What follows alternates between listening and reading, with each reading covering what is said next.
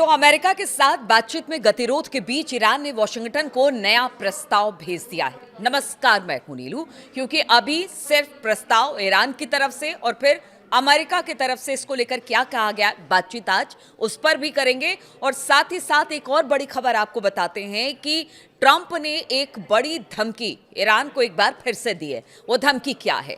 तो एक्सियोस की रिपोर्ट के अनुसार इस प्रस्ताव में जो कि ईरान ने अमेरिका को भेजी है, उसमें हॉर्मुज जो स्ट्रीट है उसको खोलने और युद्ध को खत्म करने की पेशकश की गई है। लेकिन परमाणु वार्ता के बाद के चरण के लिए टालने की बात कही गई है। यानी परमाणु वार्ता को बाद के चरण के लिए टालने की, यानी कि इसमें अभी बातचीत नहीं बन रही है, इसलिए कहा जा रहा है कि फिलहाल तो इसे टाल दिया जाए, बाद में देखेंगे, इस पर बातचीत करेंगे। ईरान ने पाकिस्तानी मध्यस्थों के जरिए ये प्रस्ताव अब अमेरिका को भेज दिया है। इसके पहले की बात की जाए तो ईरान के अर्ध सरकारी फार्स न्यूज एजेंसी ने बताया था कि ईरान ने पाकिस्तान के जरिए अमेरिका को एक लिखित संदेश भेजा है जिसमें हॉर्मुज स्ट्रेट और परमाणु मुद्दों समेत अपनी सीमाओं का जिक्र किया गया है।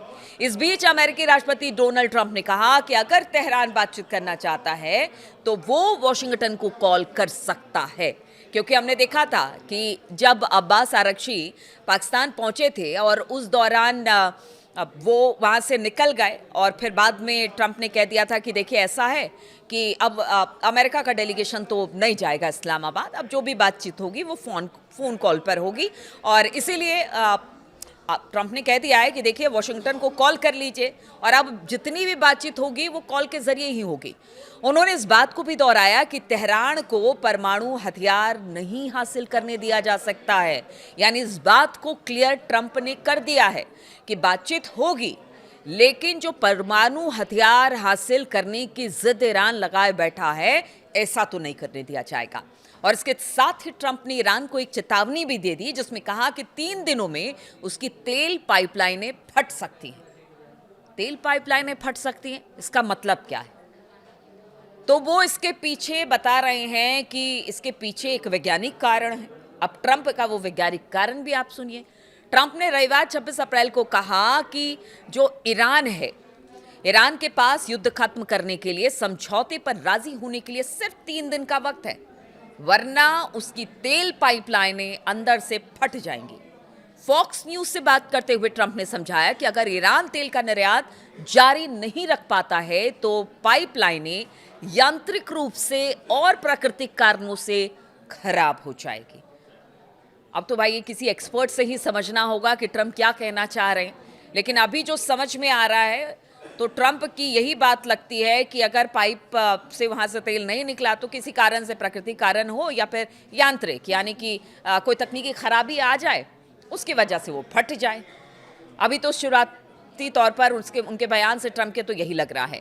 ट्रंप ने यह भी कहा कि एक बार फटने के बाद ईरान पाइपलाइन को उसकी असली क्षमता तक दोबारा नहीं बना पाएगा। यानी भारी नुकसान ईरान को होगा अगर उनकी तेल की पाइपलाइनें फटती हैं तो। और ये पिछली उत्पादन क्षमता के मुकाबले सिर्फ 50% पर ही काम कर पाएगी, क्योंकि इसी तेल से ईरान की इकोनॉमी चलती है। और कहना है ट्रंप का कि अगर यही फट गई तो आप क्या करेंगे? 50% क्षमता के साथ अब इस पर आपको काम करना पड़ेगा अगर इसे बना भी देते हैं, और फिर इसको रिकवर करने में बहुत साल लग जाएंगे।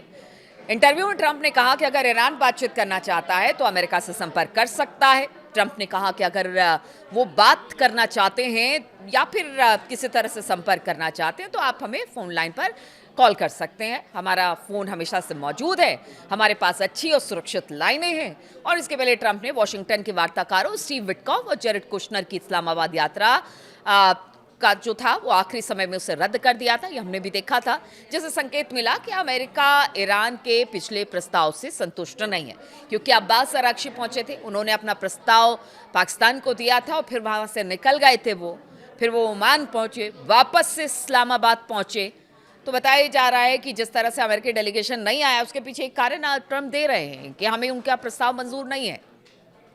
अमेरिका का कहना है कि ईरान को कम से कम 1 दशक के लिए यूरेनियम का संवर्धन रोकना होगा, यानी यूरेनियम इनरिचमेंट रोकना पड़ेगा कम से कम 1 दशक यानी 10 सालों के लिए।